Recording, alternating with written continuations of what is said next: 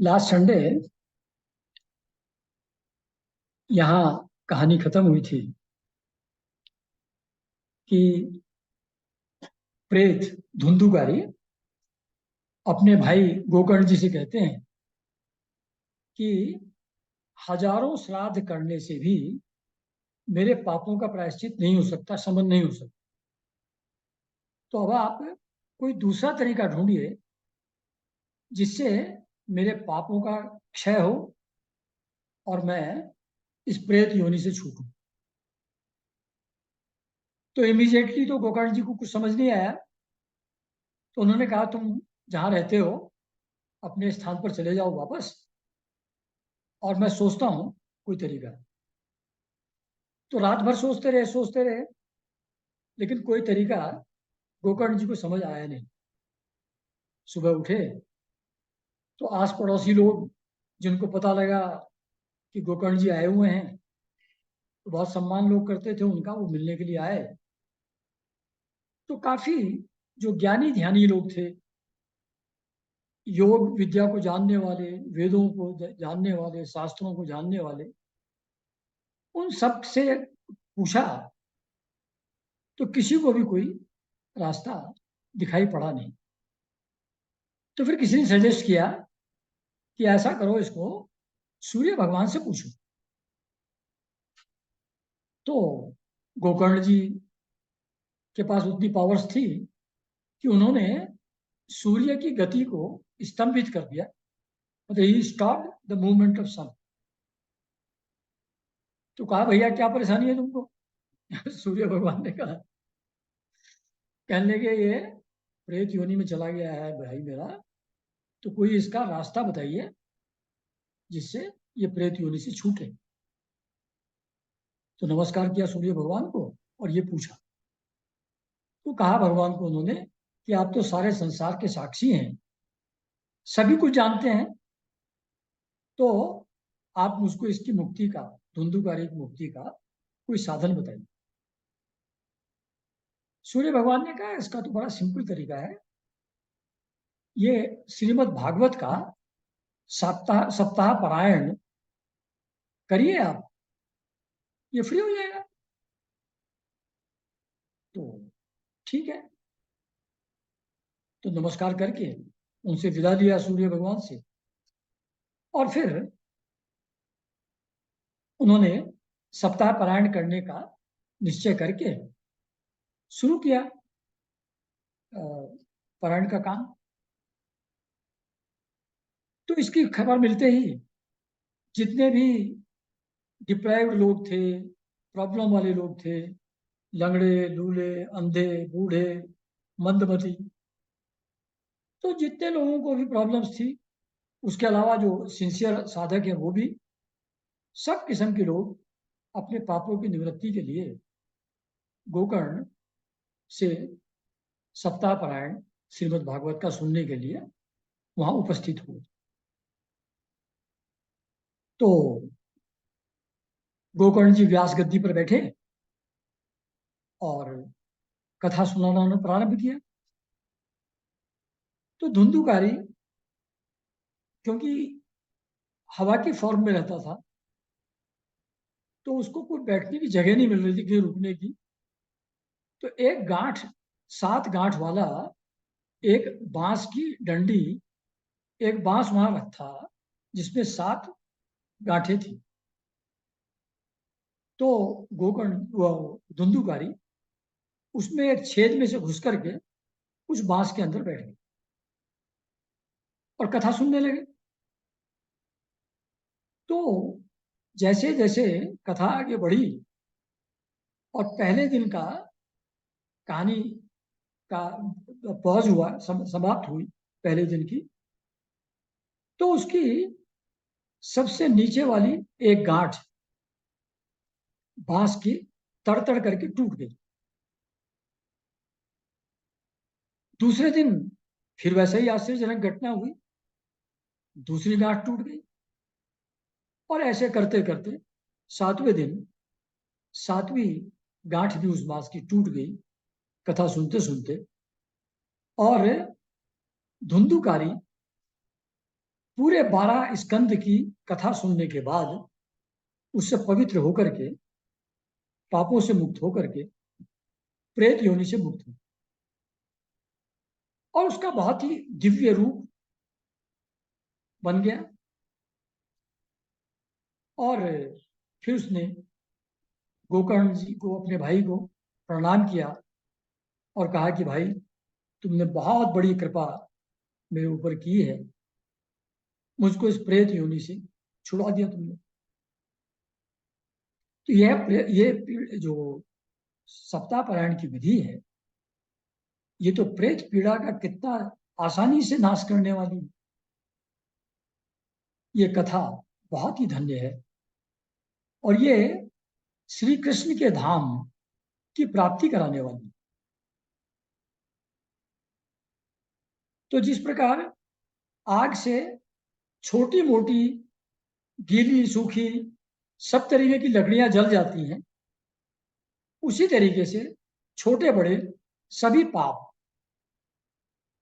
श्रीमद् भागवत की कथा सुनने से समाप्त हो जाते।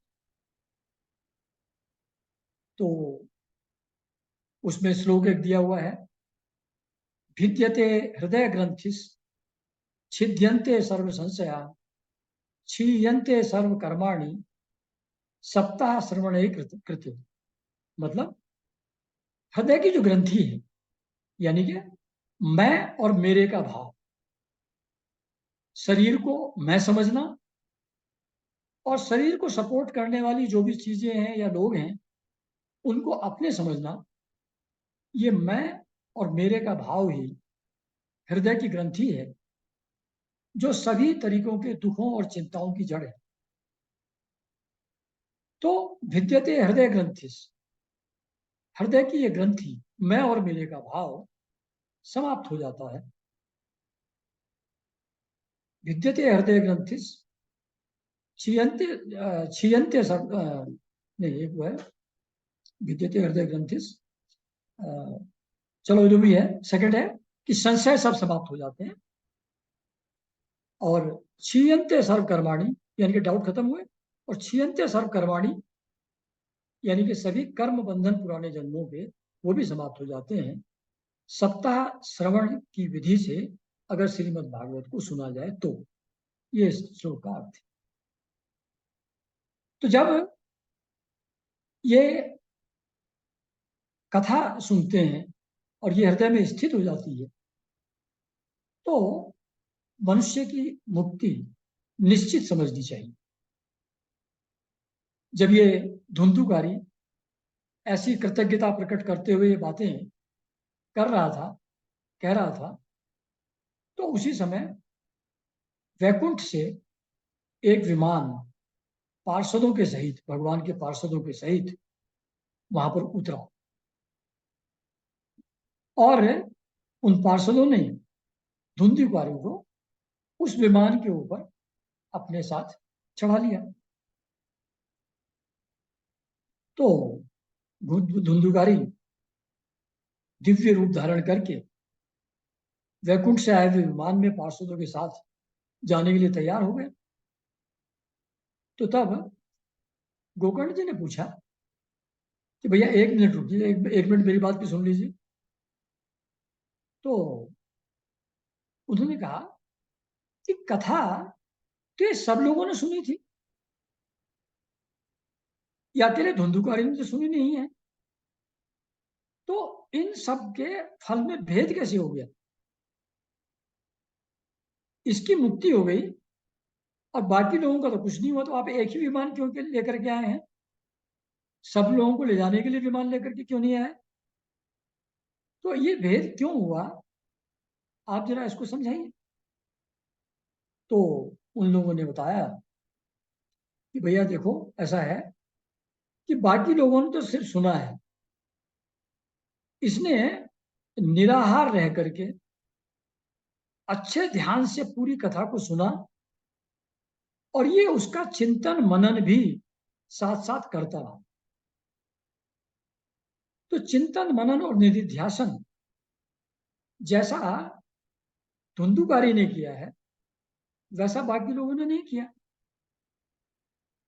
फिर वो पार्षद लोग फर्दर ऐड करते हैं, अदृढ़म चाहतम ज्ञानम प्रमादेन हतम सुतम श्रुतम संदिग्धो ही हतो मंत्रो व्यग्र चित्तो हतो जपो। मतलब जो ज्ञान दृढ़ नहीं है, अदृढ़म चाहतम ज्ञान, जो ज्ञान दृढ़ नहीं है, जिसका पक्का कन्विक्शन नहीं है, जिसका एब्सोल्यूट रियलाइजेशन नहीं है, वो व्यर्थ है, उसका कोई फायदा नहीं। और ध्यान से न सुनना, उससे सुनने का कोई फल नहीं होता। मंत्र के ऊपर अगर डाउट है कि इसकी एफिकेसी इसकी है कि नहीं, अगर डाउट है, संदिग्ध है, तो उसका भी कोई फल नहीं होता, वो भी व्यर्थ है। और अगर व्यग्र चित्त है, यानी कि मन इधर उधर भटक रहा है, तो जप करने का भी कोई फल नहीं होता। तो उन्होंने कहा अदृढ़ चाहतम ज्ञानम प्रमादेन हतम श्रुतम संदिग्धो ही हतो मंत्रो व्यग्र चित्तो हतो जप।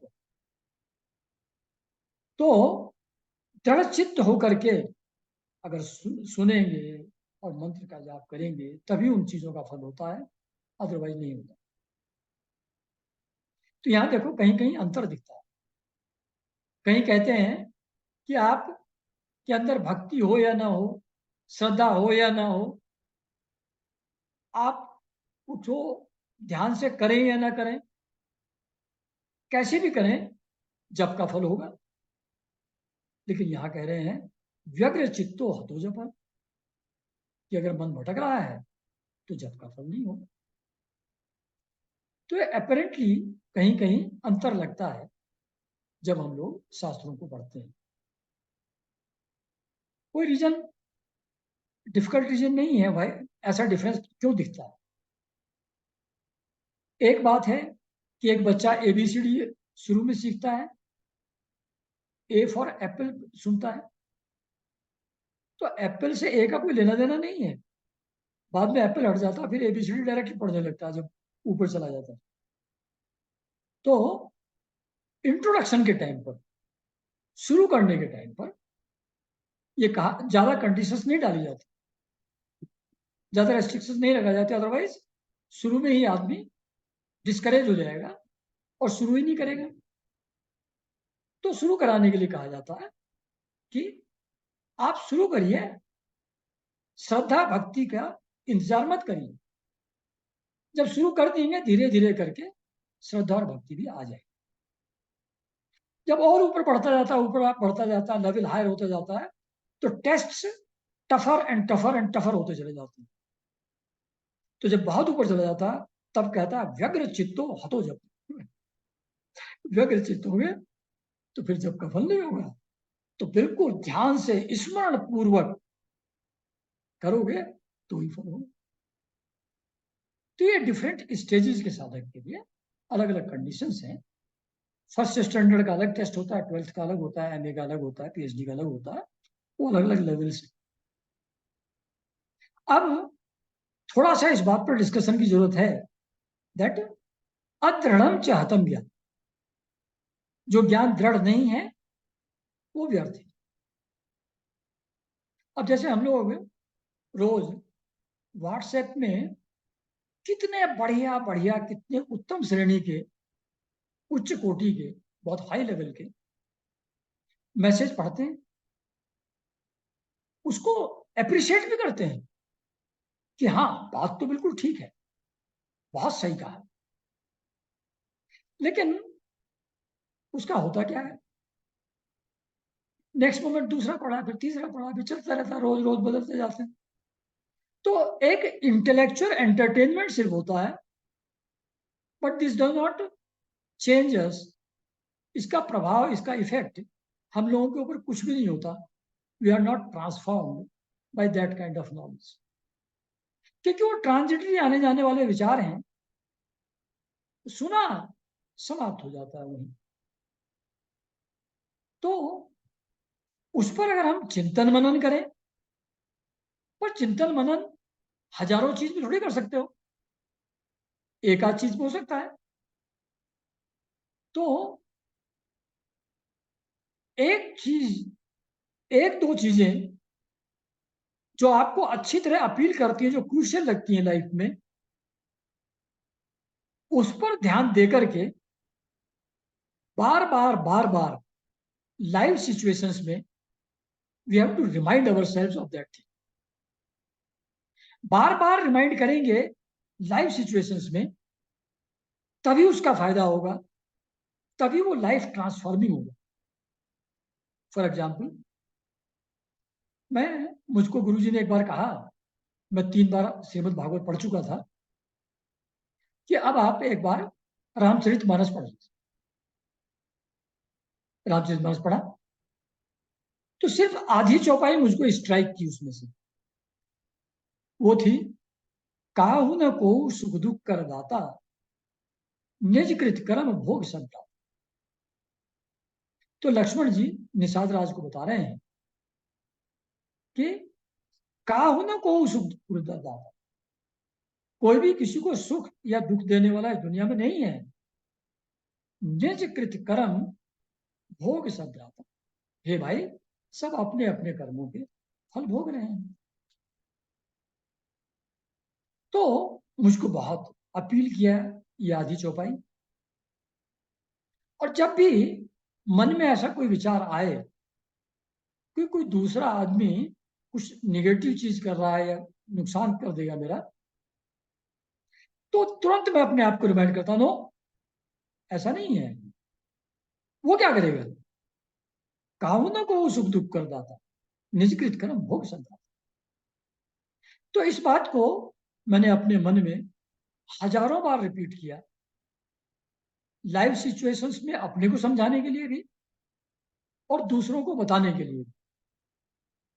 और उसका प्रभाव धीरे धीरे धीरे धीरे ये हुआ कि आज की तारीख में मैं किसी को भी किसी चीज के लिए दोषी नहीं मानता अपने मन में। और ऐसे ही ये एक्सपेक्टेशन, ये कामना कि किसी से मुझको सुख मिल जाएगा, ये भी नहीं। ना किसी से सुख मिल सकता है, ना कोई दुख हमको दे सकता। जो भी हमारे कर्म है उसके हिसाब से हमारा जीवन चलेगा, प्रारब्ध के हिसाब से चलेगा। ये पक्का हुआ, सालों साल हजारों बार इस बात को अपने आप को समझाना। तो कई सारी चीजें पढ़ लिया, बहुत सारी चीजें सुन लिया, उसका कोई अर्थ नहीं है, क्योंकि वो ज्ञान दृढ़ नहीं है, वो व्यर्थ है, किसी काम का नहीं, है ना। तो इनिशियली हम अलग अलग शास्त्रों को, अलग अलग बुक्स को, अलग अलग चीजों को लाइफ के बिगनिंग में, शुरू में अपनी यात्रा के पढ़ सकते हैं। आफ्टर ए वाइल किसी एक ग्रंथ को, और वो भी गुरु ने बताया हो तो सबसे अच्छा, एक ही ग्रंथ को लेकर के उसी को बार बार बार बार बार बार पढ़ना चाहिए। फिर धीरे धीरे तब वो ज्ञान दृढ़ होगा, पक्का होगा, क्योंकि एक ही बात अलग अलग तरीके से बार बार माइंड पर जब इंप्रेस की जाएगी, हैमर की जाएगी, तब वो एब्सोल्यूट सर्टेन व्यू हमारा बन जाएगा। तब हमारे काम आएगा वो, तब हमको वो ट्रांसफॉर्म करेगा। तो बार बार पढ़ना और एक ही शास्त्र को पढ़ना, जो भी टेकअप किया, वो ज्यादा यूजफुल है। तो हमारे गुरु जी मुझको ये कहा था कि जब तक जीवित हैं तब तक श्रीमद् भागवत पढ़िए, और मैं पढ़ रहा हूं। अब एक दूसरा एस्पेक्ट है कि शास्त्रों में चीजें बहुत सारी परोक्ष रूप से, यानी कि इनडायरेक्ट वे से बताई जाती है। डायरेक्ट इंस्ट्रक्शन देने के बजाय इशारा किया जाता है, इनडायरेक्ट वे में परोक्ष रूप से वर्णन किया जाता है चीजों, जो इनडायरेक्ट वे है, उसमें भी मीनिंग है, उसका भी इफेक्ट होता है। लेकिन धीरे धीरे जब आप बार बार उस चीज पर ध्यान देते हैं, पढ़ते हैं, तो उसके पीछे छिपा हुआ रियल मीनिंग, रियल इंस्ट्रक्शन क्या है, that reveals itself after a while. बहुत बार पढ़ने के बाद जो इनडायरेक्ट कहानी के पीछे डायरेक्ट मैसेज है, वो भी समझ में आता है। जैसे फॉर एग्जाम्पल, अब मैं पिछली बार आप लोगों को सुना रहा था कहानी कि 5 वेश्याओं के चक्कर में धुंधुकारी जी पड़ गए। उन्होंने सब अपना धन खुद खो दिया। बहुत दुष्ट किस्म के कार्य, चोरी, डकैती, मर्डर, ये सब करना शुरू किया धन कमाने के लिए, उन वेश्याओं को प्रसन्न करने के लिए। और उससे फिर वो तड़प तड़प के मार दिया, तड़पा तड़पा के मार डाला उन वेश्याओं ने उसको, और वो प्रेत योनि में चला गया। तो जो कहानी सीधे सीधे जो बात कह रही है कि पाप कर्म करोगे तो प्रेत योनि में दुख भोगोगे, ये कहानी का सीधा सीधा मतलब। लेकिन ये सुपरफिशियल मीनिंग, डीपर मीनिंग कुछ और है। और कमाल की बात यह है कि इन चीजों को बहुत बार अलग अलग कॉन्टेक्स्ट में पढ़ने के बाद भी 13 बार में मुझको ये मीनिंग समझ में नहीं आया पीछे वाला। 14वीं बार अब जब पढ़ा आप लोगों को बताने के लिए, तब अचानक रिवोल्यूशन हुआ, तब अचानक समझ में आया कि 5 वैश्या कौन है।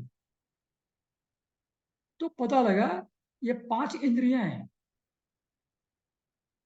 5 सेंसेस। तो 5 सेंसेस अपनी अपनी डिमांड करती हैं, वो धन, वस्त्र, आभूषण मांगती हैं। तो कोई कोई इंद्री कहती है कि चलो घूम करके आओ, वहां एक से एक अच्छे दृश्य हैं। कोई इंद्री कहती है कि ये फलानी जगह ये चीज बहुत बढ़िया मिलती है, क्या गजब का टेस्ट है, वहां चल के ये खाते हैं। तो ऐसे ही रूप है, गंध है, स्पर्श है, ये सब जो इंद्रियां हैं एक एक करके, ये उसको कुछ ना कुछ मांगती रहती है, मांगती रहती है, मांगती रहती है। और उनकी इच्छाओं को पूरा करने के लिए वो बाहर जाता है, और फिर मर्यादा तोड़ करके, इनडिस्क्रिमिनेट तरीके से, अनब्रिटेड वे में इंद्रियों से भोग करना शुरू करता है, जिससे उसका शरीर भी नष्ट हो जाता है और उसकी मानसिक स्थिति वो भी डिस्टर्ब हो जाती है, और उसका सब धन रुक जाता है। तो धन क्या है? धन क्या है? जो आत्मबोध, सेल्फ अवेयरनेस, और एक कंटेंटमेंट और आनंद की स्थिति, ये धन है। जब इंद्रियों को अनब्रिटेल्ड वे में, अनरेस्ट्रेन्ड वे में छूट देते हैं और उनका यूज करना शुरू करते हैं, उनको फुलफिल करने की कोशिश करते हैं, उनकी डिजायर्स को, तो खुद को आदमी भूल जाता है, बाहर की चीजों में उलझ जाता है, आत्मबोध उसका चला जाता है,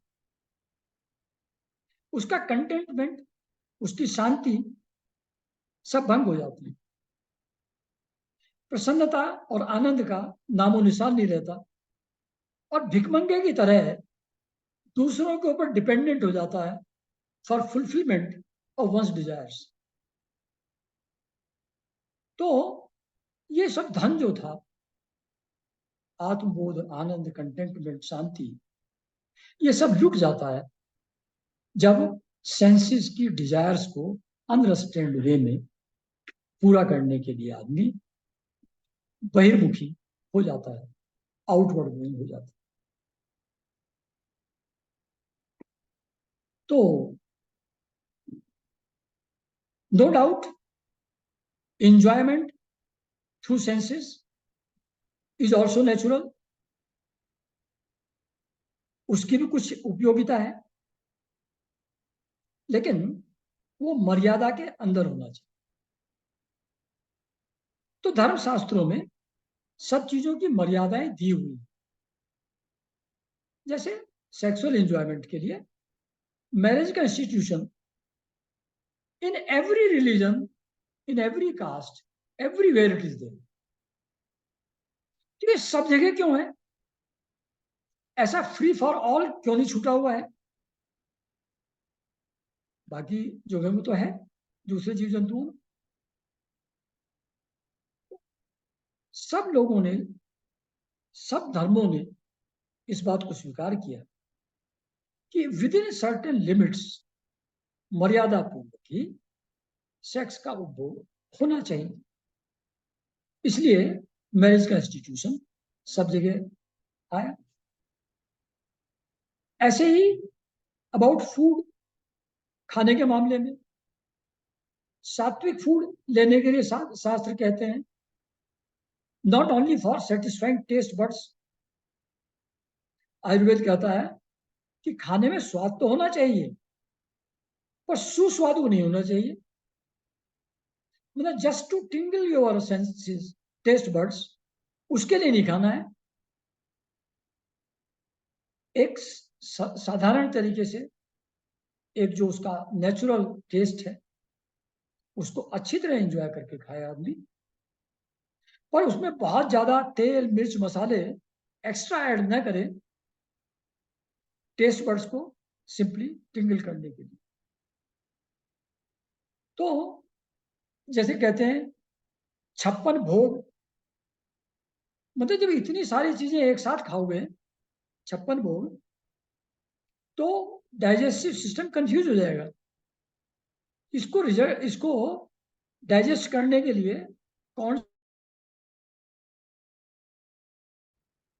और उससे फिर वो इनडाइजेशन होगा। और जो मेंटल सिचुएशंस हैं उसमें भी जो रेस्टलेसनेस, एग्रेसिवनेस, लिथार्जी, ये सब चीजें पैदा होगी अगर आप सात्विक फूड नहीं लेंगे और लिमिटेड क्वांटिटी में, परिमित क्वांटिटी में भोजन नहीं करेंगे। तो सब चीजों का, सभी सेंसेस का enjoyment is all right, but it has to be within certain limits. मर्यादा के अनुसार होना चाहिए। और मर्यादा क्या है वो शास्त्रों में लिखा है, उसके हिसाब से चलो।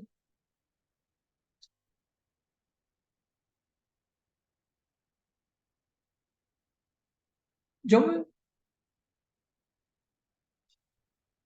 सेंसेस के एंजॉयमेंट से एक्सटर्नल चीजों पर डिपेंडेंट होकर के आदमी चलता है, तो जैसा मैंने पहले कहा, आत्मबोध और कंटेंटमेंट, सेल्फ अवेयरनेस, ये चीजें धीरे धीरे कम हो जाती हैं। लाइफ एनर्जीज का लेवल कम हो जाता है, और लाइफ एनर्जी का लेवल कम होने से उसके कॉरस्पॉन्डिंग जो जीव है, जैसे थोड़ा कम हुआ तो जानवर बन जाएगा आदमी, फ्रीक्वेंसी लाइफ एनर्जी की और कम हुई तो पेड़ पौधा बन जाएगा, ट्री बन जाएगा। तो इस तरीके से मनुष्य योनि ही चली जाएगी। इसी को आत्मा का हनन कहते हैं। दिस इज हाउ योर आत्मा is destroyed by indiscriminate use of senses and not paying attention to your real self.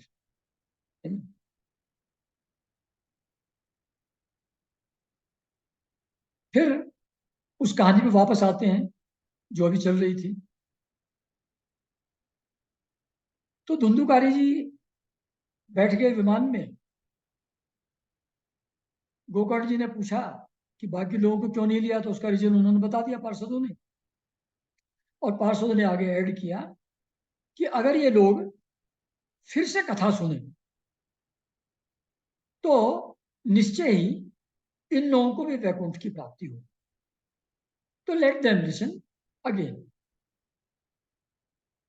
और as far as you are concerned, आप जो सुनाने वाले हैं, आपको तो भगवान स्वयं आएंगे लेने,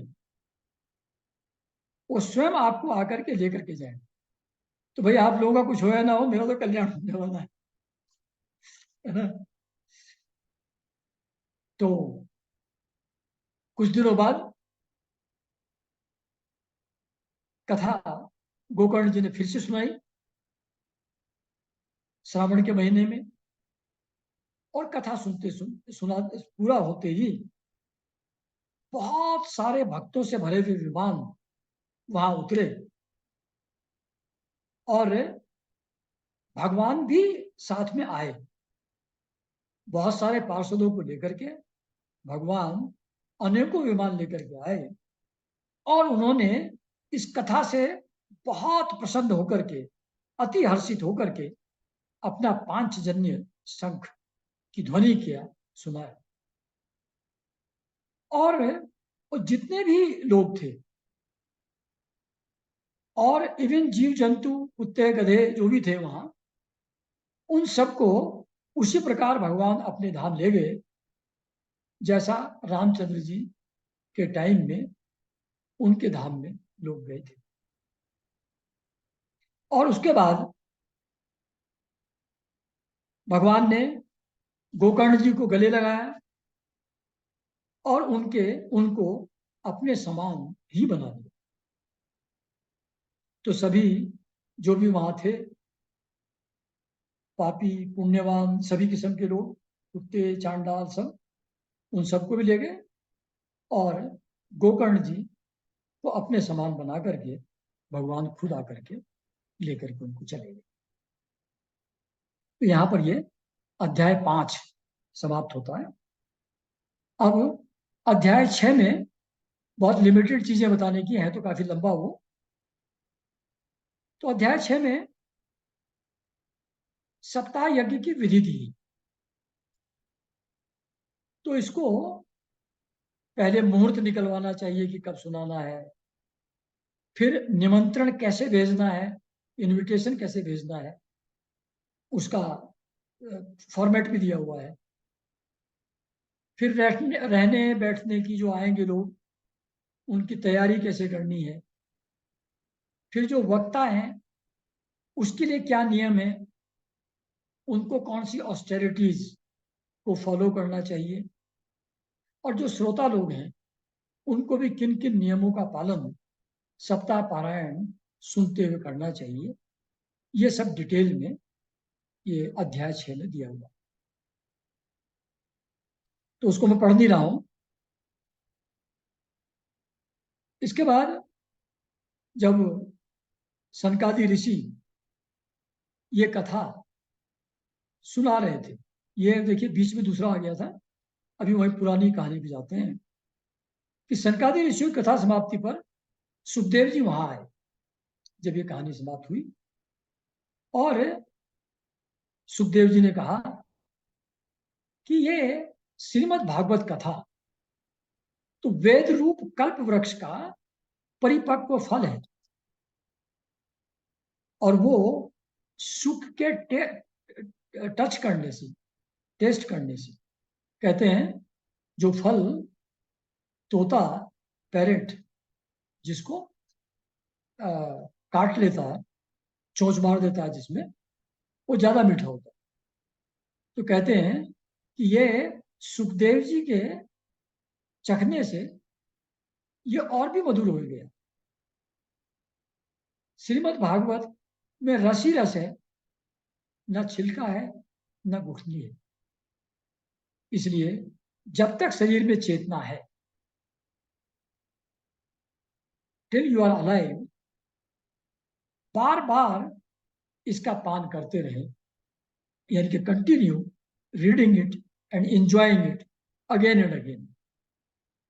जब ये बात हो रही थी तो उसी समय प्रहलाद जी, बलि, उद्धव, अर्जुन, इन सब लोगों को साथ लेकर अपने पार्षदों को साथ लेकर के श्री हरि वहीं पर प्रकट हुए। वहां बड़ा आनंद का माहौल बना। सब लोग संकीर्तन करने लगे। प्रहलाद जी करताल बजाने लगे, उद्धव जी झांझ बजाने लगे, नारद जी वीणा बजाने लगे, अर्जुन राग अलापने लगे, इंद्र मृदंग बजाने लगे और सनकादि बीच बीच में जय घोष करने लगे। और भक्ति ज्ञान और वैराग्य वहां नृत्य करने लगे। ऐसी एक अलौकिक स्थिति वहां पर क्रिएट हुई और भगवान ने प्रसन्न होकर कहा कि मैं आप लोगों के कीर्तन से, आप लोगों के सेलिब्रेशन से अत्यंत प्रसन्न हूं। तो अब जो वर मांगना है वो आप लोग मुझसे वर मांग लीजिए। तो लोगों ने वर मांगा, कहा कि प्रभु जहां जहां सप्ताह कथा हो वहां अपने पार्षदों के साथ आप अवश्य पधारें। ये वरदान चाहिए कि जब भी कथा हो तो आप वहां अपने पार्षदों के साथ आए। उन्होंने कहा तथास्तु, ऐसा ही होगा। I will come with my all parcels. ऐसा कह करके वो अंतर्धान हो गए, ही डिसअपियर। तो तब उस स्थिति में सुखदेव जी ने भक्ति ज्ञान और वैराग्य को भी श्रीमद् भागवत शास्त्र में स्थापित कर। तो ये महात्म्य है भागवत का। एक जगह पिछली बार बताया था कि भगवान खुद प्रवेश कर गए थे श्रीमद् भागवत में। यहाँ कहते हैं कि भक्ति ज्ञान और वैराग्य को भी उसमें सुखदेव जी ने स्थापित कर दिया। तो ये बहुत ही लाइफ ट्रांसफॉर्मिंग ग्रंथ है।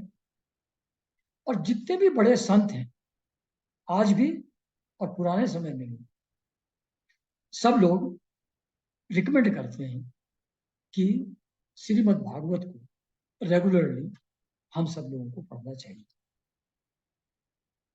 फिर ऐसे ही पूछा कि भाई ये कथा एक बार तो परीक्षित को सुखदेव जी ने सुनाई थी, एक बार गोकर्ण जी ने धुंधुकारी को सुनाई थी, एक बार सोनकादि ने नारद जी को सुनाई थी। तो ये कब कब सुनाई थी, कैसे कैसे सुनाई थी, इसका कुछ आइडिया दीजिए। तो सूत जी कहते हैं कि कृष्ण भगवान के स्वभाव गमन के 30 साल बाद, क्या 30 साल बाद सुखदेव जी ने सुनाया। उसके 200 साल बाद गोकर्ण जी ने सुनाया और 30 साल बाद सनकादि ऋषियों ने ये कथा सुनाई थी। तो संसार में इस सुख शास्त्र से पवित्र और कोई भी चीज नहीं है, इसलिए इसको हमेशा हमेशा इसका पारायण करते रहना चाहिए। तो आज यहीं विराम लेते हैं और फिर अगले संडे फिर मिलेंगे।